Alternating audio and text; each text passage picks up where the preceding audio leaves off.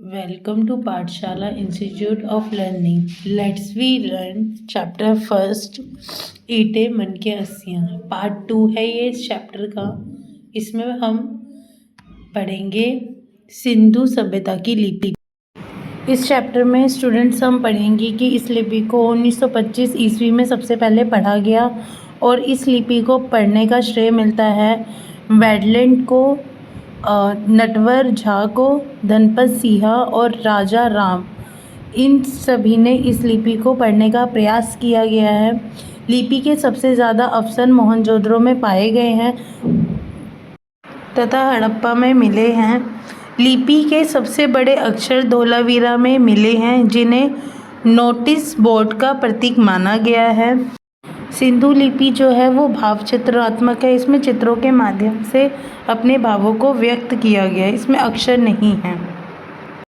सिंधु सभ्यता को जानने के लिए विभिन्न प्रकार के स्रोत मिले हैं, जिसमें सेलखड़ी का पत्थर और मिट्टी से निर्मित विभिन्न आकार की मोहरें मिली हैं, जिसमें एक है आयतकार।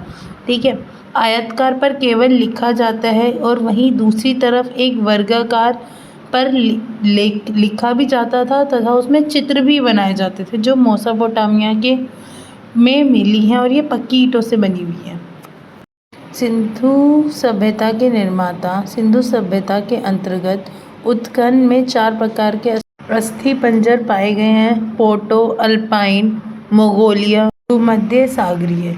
सिंधु सभ्यता की प्रमुख विशेषताएं: कांस्य युग सभ्यता, व्यापार एवं वाणिज्यिक गतिविधियों में महत्व, भारतीय इतिहास की प्रथम नागरिक क्रांति का प्रतीक, जीवन के प्रति शांति दृष्टिकोण।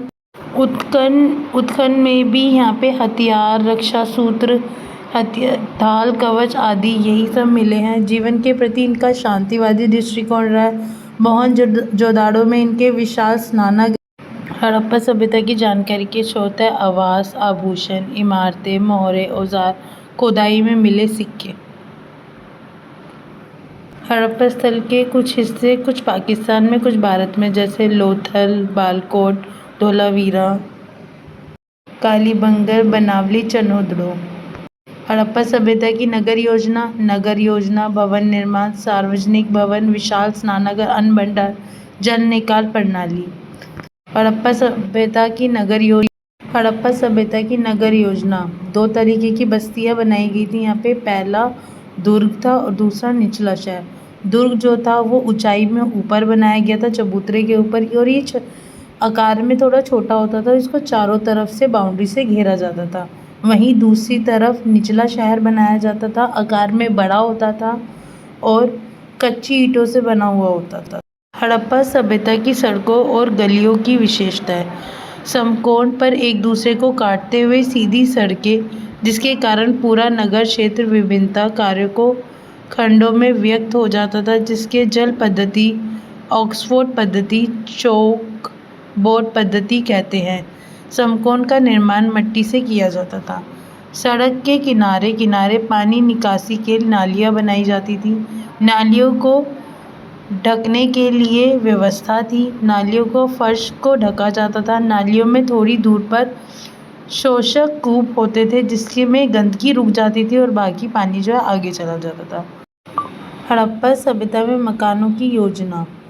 हड़प्पा सभ्यता में मकानों की योजना बहुत अच्छी बनाई गई थी। शौचालय बनाए गए थे, स्नानागार बनाए गए थे, रसोई घर बनाए गए थे और कमरे बनाए गए थे। मजबूती से नगर निर्माण किया गया था और किनारों पर स्नानागार बनाए गए थे और सफाई के लिए नालियाँ निकाली गई थी।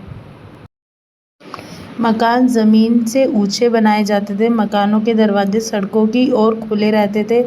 मकानों में प्रवेश द्वार मुख्य मार्ग से नहीं बल्कि अंदर गली में से होता था, ताकि बाहर का शोरगुल ना आ सके, प्रदूषण ना आ सके। सड़कों के किनारे किनारे पानी की निकासी के लिए नालियाँ बनाई जाती थी और नालियों को ढका जाता था।